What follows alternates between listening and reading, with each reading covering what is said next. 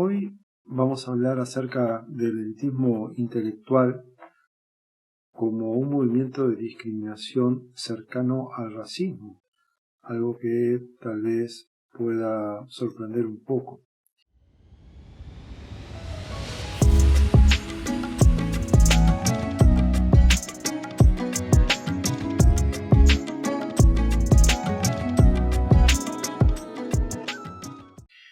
No pretendemos en este vídeo tener la verdad, tal vez nos equivoquemos, no pretendemos siquiera descalificar al individuo elitista, de otro modo entraríamos en su juego. No vamos a señalar absolutamente a nadie, sino que vamos a describir un patrón que es mucho más frecuente que lo deseable o lo tolerable en la vida diaria, en las redes sociales, en los medios de comunicación como este y otros. Es sabido por todos que el conocimiento, con todas sus bondades innegables que no necesitamos siquiera mencionar en forma alguna, se ha transformado en algunas personas y en algunos grupos de individuos en un instrumento generador de fronteras. Eso no escapa a nadie. De hecho, las fronteras son de alguna manera hijas del conocimiento, o sea, de lo conocido, de lo que en un momento dado es conocido, y del pensamiento que hurga allí y traza la frontera, ¿no? Siendo el pensamiento el mismo movimiento de ese conocimiento de alguna manera. Y el conocimiento genera fronteras de diversas formas. Una de ellas es a través de la identificación con la nación, con el Estado, con el país o como ustedes quieren llamar. Luego vamos a ver diferencias con respecto a esos conceptos. Y otro de ellos es fragmentar a través del dogma, ¿no? El dogma, por ejemplo, que supone la creación de ideologías, que no son cualquier tipo de ideas, sino de ideas que están agrupadas en un conjunto más o menos sistematizado, que se refieren a problemas puntuales para los cuales en general plantean una salida, tal vez verdadera o no, una solución posible o imposible. Y una vez estructuradas esas ideas, fabricadas y lanzadas al mercado, el mercado somos nosotros, quedan allí como reclamando el sentido de pertenencia por parte de algún observador, quien, si es convencido por estas ideas, repito, sean verdaderas, útiles o conduzcan a él y a los demás a la ruina, son incorporadas, son adoptadas y luego son defendidas en general, muchas veces a ultranza. Entonces se genera así la frontera ideológica entre los que piensan como yo, que estoy por supuesto en lo cierto, y los otros que son los equivocados, los malos, los indeseables, ¿no? Es una forma que tiene el pensamiento que tenemos nosotros de generar fronteras, pero hay otra un poco más sutil que esta. Nos vamos a referir a otra forma que tiene el pensamiento de fragmentar. Aunque todos tenemos un conocimiento intuitivo de lo que es el elitismo, vale la pena definirlo.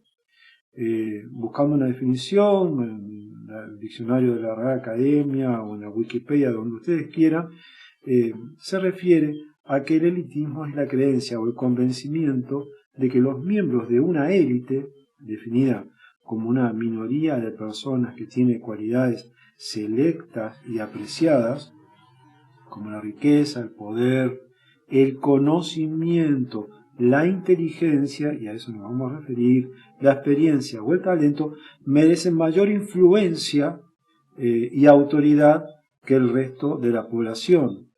Incluso, como en el caso de la aristocracia, se plantea que son esas personas las que nos deben gobernar o deben ejercer el poder cívico sobre nosotros.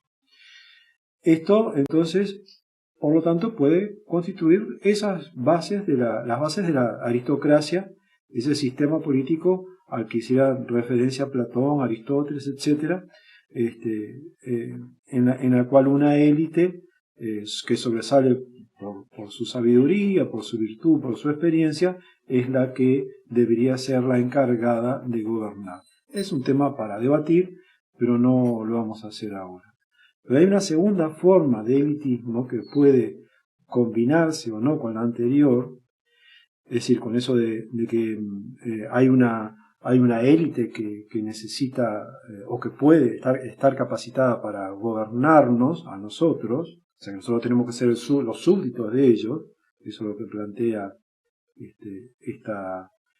este elitismo, o esta aristocracia en este caso. Decía que hay una segunda forma que se puede combinar con esto, con lo anterior o no, y que radica en el convencimiento, no ya por parte de un grupo, sino el convencimiento individual de una persona de que es un ser superior por poseer o creer poseer los dones que acabamos de mencionar. Riqueza, poder, conocimiento, inteligencia, experiencia, talento y otras cualidades selectas que pueden ser físicas o lo que fuera. ¿Ah? Es decir, aquí existe el pleno convencimiento de que por parte de este individuo que es superior al resto. Y ese convencimiento es el que crea la frontera, no ya el dogma, el conocimiento como dogma, sino el convencimiento de que el individuo es superior. ¿Ah? Y este es precisamente el punto al que nos queremos referir. El elitista individualmente es un individuo que se la cree, que tiene todo aquello que acabamos de mencionar, y dentro de todo el material que puede funcionar como generador de este patrón elitista, nos quedamos nosotros ahora, para analizarlo, con el conocimiento y las facultades intelectuales y las aunamos en un solo paquete. En general se trata de conocimiento académico, la cultura adquirida a través de la formación académica, universitaria, etc., incluso, como decíamos, las facultades intelectuales. Y entonces, si me van siguiendo, ya aparece ante nosotros en toda su esplendor y en toda su magnitud un tipo especial de elitista, que es el elitista intelectual. Es aquel que se ufana de su cultura, de su inteligencia, de su perspicacia y sobre todo de su conocimiento y de la educación, como decíamos, que recibe. Y por supuesto que se trata en general de profesionales. ¿Ah? Son individuos académicos en cualquiera de las áreas, científicas, humanidades, se ve muchísimo en medicina, carrera que personalmente he ejercido, pero también se ve en humanidades, mucho, se ve en filosofía, literatura, etc. Pero el elitista intelectual no se queda en esa autoglorificación como un mero mecanismo psicológico. Esa autoglorificación, ese hecho de sentirse superior al resto por el conocimiento, ya estamos ahora enfocados en el punto, en el elitista intelectual, no en cualquier clase de elitista, le sale por los poros y se expresa habitualmente, a veces no, a través de la soberbia, esa famosa soberbia intelectual del individuo que llega a algún lado y marca distancia. Yo sé, vos no, hasta aquí yo y hasta allí vos, y ni te atrevas a pisar la línea, la frontera que acabo de delimitar psicológicamente. Entonces, el conocimiento se va a transformar de esa forma en un factor disyuntivo, en un factor fragmentador, que precisamente, y no queremos ponernos en romántico ni nada por el estilo, pero es precisamente todo lo contrario al amor, a la empatía, a la amistad. Estos seres infalibles, me refiero al patrón, no a un individuo en particular, pero el patrón está encarnado por individuos, se confunden el hecho del ser con el saber y pierden la noción de lo relativo, la noción de relatividad, a la vez que prefieren no topárselas con el aspecto fragmentario y absolutamente limitado y cambiante, además, del conocimiento. Se transforman entonces muchas veces, con toda esta soberbia y otros aspectos, en individuos histriónicos y egocéntricos, dando por las redes a veces un espectáculo lastimoso o en la vida cotidiana.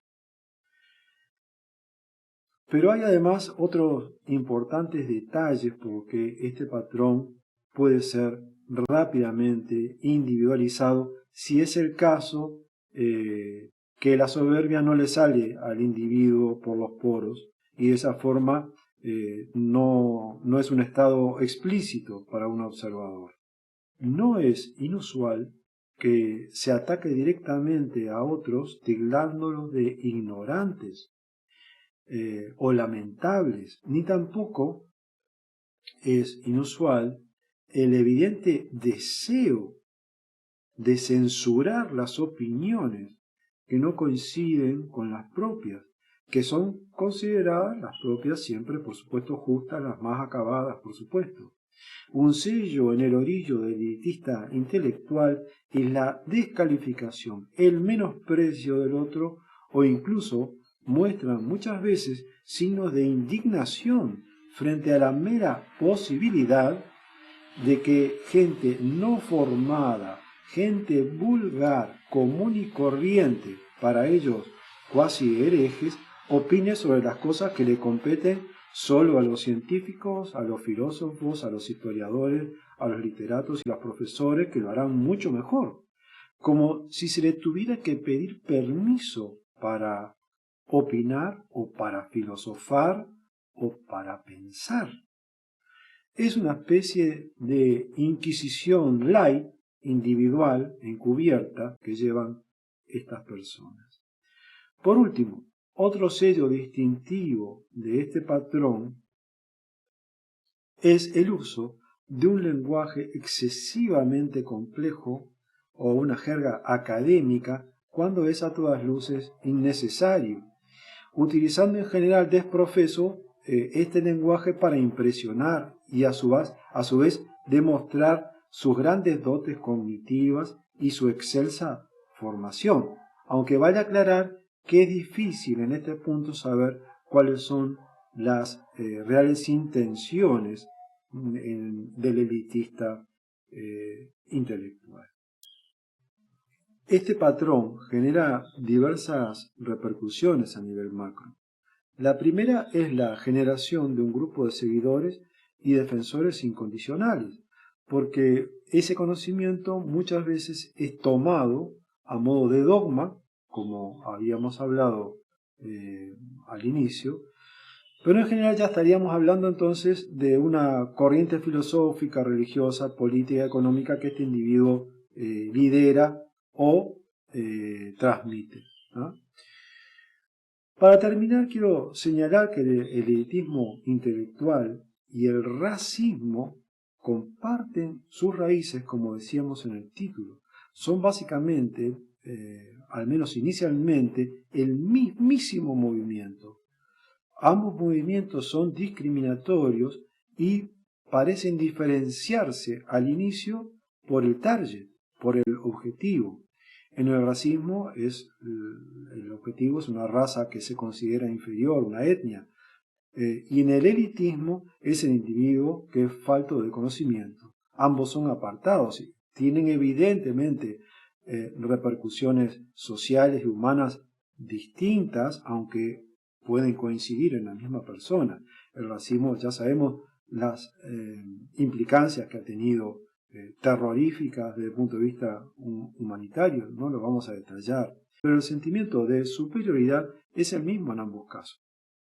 El elitismo intelectual, entonces, al igual que el racismo, es una de las formas de ejercicio del poder, que no se ostenta en este caso por la fuerza, por la violencia, por las armas, por el arresto, sino por el verbo, que es una de las herramientas predilectas para el poder, o del poder, que se usa a diario para someter, para generar supremacía, dominio, y por supuesto desde ese escalón superior, exclusión y discriminación. Al que se considera falto de conocimiento no se lo manda a la Siberia, sino que simplemente basta con excluirlo, desacreditarlo, menospreciarlo y, si es posible, humillarlo. Con respecto a las causas de este patrón, pueden ser múltiples. No vamos a entrar en esto, quizás algún día lo hagamos, pero personalmente siempre he sospechado de la falta de autoestima. Es decir, tal vez provocada precisamente por haber sido muy criticado en la infancia por padres autoritarios o por cualquier otro motivo.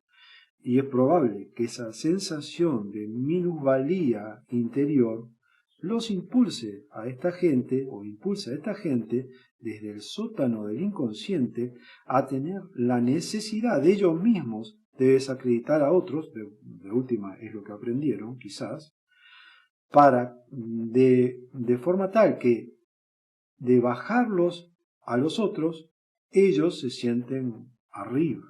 Es decir, necesito desacreditar para sentirme superior.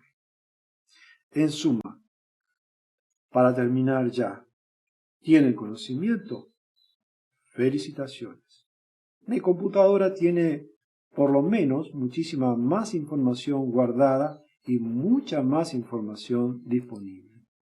Nosotros, cuando aprendemos a detectar a ese patrón psicológico que impregna las redes sociales y la sociedad toda, vamos rápidamente a identificarlos con la obra de Thomas Leroy, que figura en la miniatura de este video, Muchos cerebros para sobrevivir, que creo que en parte, podríamos realmente hablar muchísimo de esto, en parte simplemente traduce a este patrón que podríamos llamarle, vamos a inventar una palabra, el patrón cerebrótico.